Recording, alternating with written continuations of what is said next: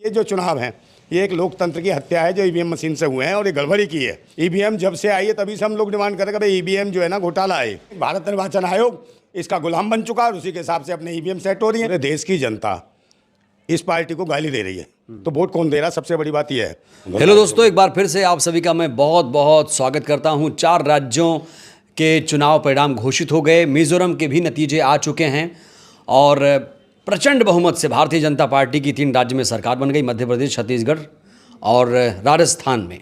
हमारे साथ हैं क्रांतिकारी जिंदाबाद क्रांति पार्टी के अध्यक्ष नरेंद्र भाई नंदा राजपूत। इनसे बातचीत करते हैं। नंदा भाई, क्या आपको उम्मीद थी, क्या आपको ये पता था कि इस तरह से नतीजे आएंगे? नतीजों को लेकर क्या आपको लगता है कि नतीजे सही आए हैं इस बार? ये नतीजा नहीं है तो देश का फजीता कर दिया।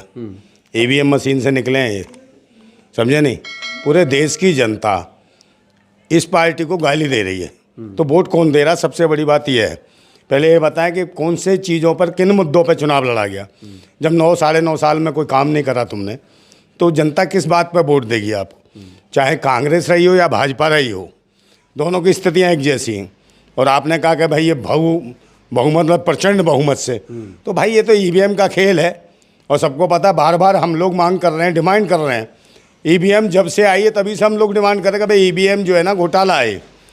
ईवीएम का मतलब इलेक्शन बेईमान मशीन, इलेक्शन बेकार मशीन, इलेक्शन भ्रष्टाचार मशीन, समझे नहीं? ये वो मशीन है, इस मशीन का जो है बहिष्कार होना चाहिए।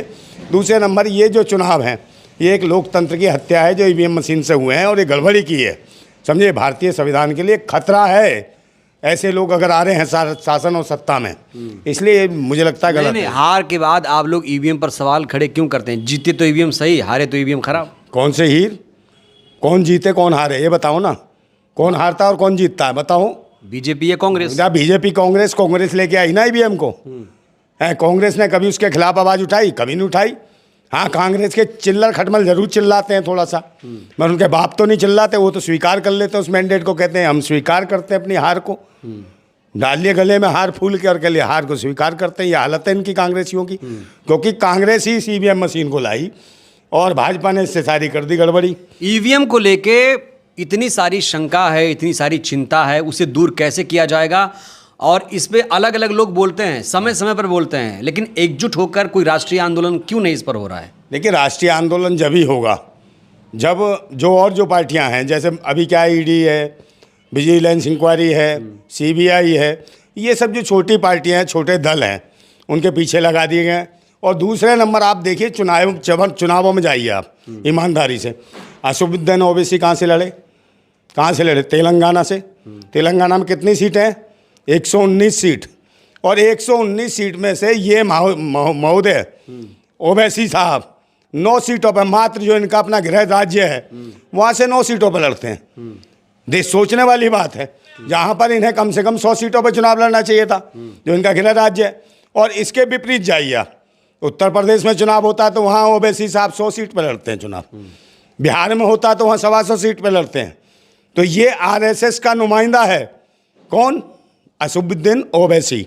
ये भाजपा और कांग्रेस के लिए काम करने वाला आदमी है जो ये नहीं चाहता। दूसरे नंबर, आरएसएस ने लगा रखा है कि जो क्षेत्रीय पार्टियां हैं उनको ख़त्म करना है। असुद्दीन ओवैसी वहाँ क्यों नहीं गए जहाँ कांग्रेस और भाजपा की सिर्फ टिक्कर होती है? ओवैसी छोड़िए, अब तो नारा लग रहा है 2024 में 400 के पार। नहीं, 400 को छोड़ो, पहले बात तो क्लियर कर लो। ओवैसी को क्यों घटा रहे हो? उसको ओवैसी को ओवैसी थोड़ी कसूरवार है। कसूरवार तो मैं बता रहा हूँ ना। क्या आप मुझे बताइए, राजस्थान में क्यों नहीं लड़ा? मध्य प्रदेश में क्यों नहीं लड़ा? 1 मिनट। छत्तीसगढ़ में क्यों नहीं लड़ा? राजस्थान में चुनाव लड़ा उन्होंने। कितने लड़े, कितनी सीटों पर लड़े ना, बताओ? कहाँ कहाँ लड़े, कितनी जगह लड़े इन्होंने? जहाँ कांग्रेस भाजपा फाइट में है वहाँ असुद्दीन ओवैसी ना प्रचार करता ठीक तरीके से, अगर चुनाव में भी खड़ा कर दे, और अगर कई जगह खड़े ही नहीं करता।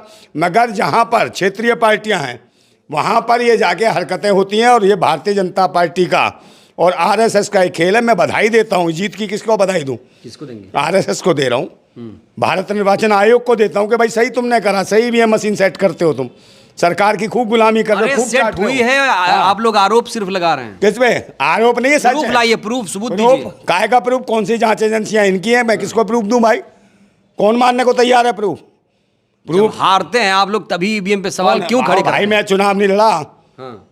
अंधभक्त तो नहीं है, चश्मा लगा रखा उसके ऊपर भी डबल। मोदी का चश्मा है, कांग्रेस का है। आप ईवीएम पे सवाल खड़े कर रहे हैं ना, हैं? ईवीएम पर। तो ईवीएम पे तो करूंगा ना। एक बात बताओ, जब एक हार रहे, कोई वोट नहीं दे रहा इसे, तो वोट कहाँ से पड़ गया एकदम? और ये बार बार आ रहे हैं, बताओ ना इन्होंने काम क्या करा? देश की जनता मूर्ख थोड़ी है कि इन्हें जिता दिया, समझे? ये ऐसे ही क्या मोदी जी ने 80 करोड़ लोगों को 5 किलो का राशन नहीं दिया? 80 करोड़ लोग, सिलेंडर नहीं दिया? 80 करोड़ लोगों को भिखमंगा बना दिया।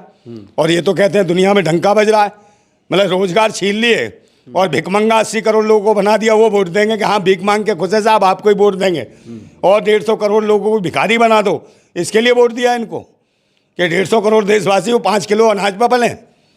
इसके लिए तो वोट नहीं देंगे वो वोट देते हैं, वो चाहते हैं हमारे बच्चे शिक्षा ग्रहण करें, रोजगार के कार्यालय खुलें, स्वास्थ्य सेवाएं सही हों, समझे नहीं? और तो और सुरक्षा मिले, सुरक्षा का माध्यम देगा। सुरक्षा क्या हालत करी इन्होंने, बहन बेटियों को निर्वस्त्र करके घुमाया, छोटी छोटी बच्चियों के बलात्कार होते हैं इनके शासन में, और कोई भी उसमें कोई मतलब कि किसी को भी न्याय नहीं मिलता, इंसाफ नहीं मिलता। ये स्थितियाँ हैं इनके शासन में, तो ये कहाँ से आ गए? मतलब ये पूरा का पूरा देश जान रहा है कि इन्होंने गड़बड़ी की है। और भारत निर्वाचन आयोग पे विश्वास अपना खो चुका है भारत निर्वाचन आयोग। और मुझे लगता है ये एजेंसी जो है भारत निर्वाचन आयोग की, जो इलेक्शन कमीशन है, समझे ना, ये जो है ये खतरनाक बनी हुई है इस टाइम। और ये सरकार के दबाव में, सरकार की चापलूसी में काम कर रही है। और इसी वजह से जैसे मेन स्ट्रीम इंडिया है, तो सारे स्तंभ जो है बिकते जा रहे हैं, लूटते जा रहे हैं। तो देश का लोकतंत्र कहाँ बच रहा है? लोकतंत्र नहीं, ये तो लूटतंत्र हो गया है, समझे? तो लूट रहे हैं, इसको बचाएगा कौन? ये देश की जनता। आप लोकतंत्र पे सवाल खड़े कर रहे हैं। नई संसद बनकर तैयार है, हाँ। संविधान से संसद निकली और लोकतंत्र वहां से आया, 4 स्तंभ, संसद भी एक स्तंभ। संसद एक स्तंभ है तो भाई एक बात बताओ ना, मैं कह तो रहा हूँ, इस आदमी ने जहाँ जहाँ हाथ डाल दिया वो चीज़ नहीं छोड़ी। संसद भवन का चरण छुए तो संसद भवन उड़ा दी पुरानी वाली। अब कह रहा अपने हिसाब से बनाऊँ, इसको आदत है अपनी तख्ती लगाने की। हर जगह जैसे सरदार पटेल का स्टेडियम था, उनका नाम हटा के अपना लगा दिया। तो इस आदमी में ये है, एक आदमी ऐसा है मेंटली, ऐसा लगता है कि जो साइको टाइप का आदमी हो, समझे? ये तानाशाह टाइप का आदमी है।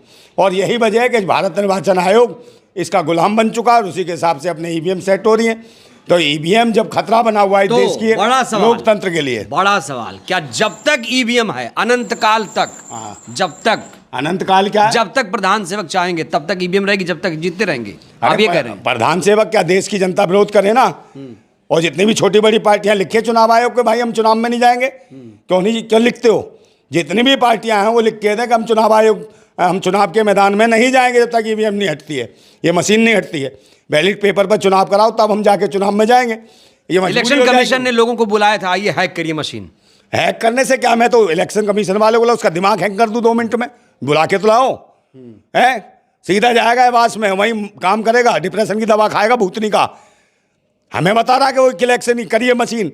अबे यहाँ से जब चंद्रयान 3 को लॉन्च किया था तो यहाँ से रिमोट से कर सकते हैं ना, तो ईवीएम की क्या औकात है? क्या बात करते हो यार? है ईवीएम का मतलब पूरे जितने दुनिया भर के ताकतवर देश हैं सब बैलेट पेपर पर चुनाव कर रहे हैं, जो विज्ञान में हमसे बहुत ज़्यादा आगे हैं, समझे नहीं? वो लोग कर रहे हैं, तो वो मूर्ख है क्या देश? यही अकलमंद बैठा एक है जो गोबर गैस बनाता है, जो नाली से गैस बनाता है। इससे बड़े तो वैज्ञानिक। तो आखिरी सवाल, हाँ। जो भी प्रॉब्लम्स हैं ईवीएम को लेकर, एजेंसियों को लेकर, सोल्यूशन क्या है? नंदा भाई आखिरी सवाल आपसे, देशवासियों से क्या कहेंगे? भाई हम कहते हैं ईवीएम का विरोध करो, बैलेट पेपर पर लेके आओ।